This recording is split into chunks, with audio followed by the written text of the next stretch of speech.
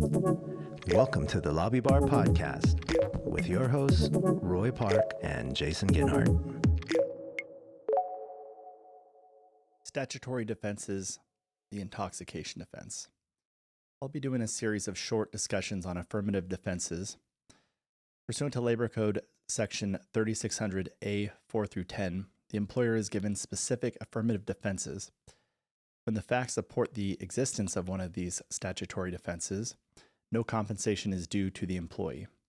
Here we are discussing the intoxication defense.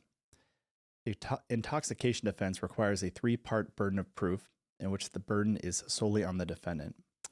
1, the employer must prove that the employee ingested one or more intoxicants.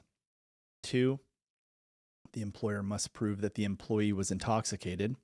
And 3, the employer must establish a cause and effect relationship between the employee's intoxication and the resulting injury. The first prong is to prove that the applicant ingested alcohol or unlawfully used a controlled substance. This is usually as simple as hopefully having a tox screen from the doctor or the hospital establishing this. It is important to remember that the time between the accident and the drug and alcohol screen can be an issue. The second prong is proof of intoxication. It is not sufficient that the employer simply show that the employee tested positive for these substances. We must be able to demonstrate that the employee was actually intoxicated at the time of the injury. This can be a tough thing to do with drugs that can be in a person's system for a long period of time.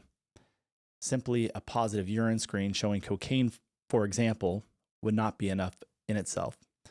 Blood tests showing levels of intoxicants in blood, witness testimony, etc., can be helpful.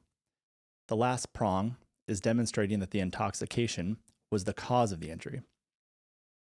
The intoxication must be shown to be the proximate cause or a substantial factor in causing the injury, but it does not necessarily need to be the sole cause. Of course, there are countless cases digging into each of these factors, and if you have a case and have questions, we would be happy to help you analyze your specific fact pattern.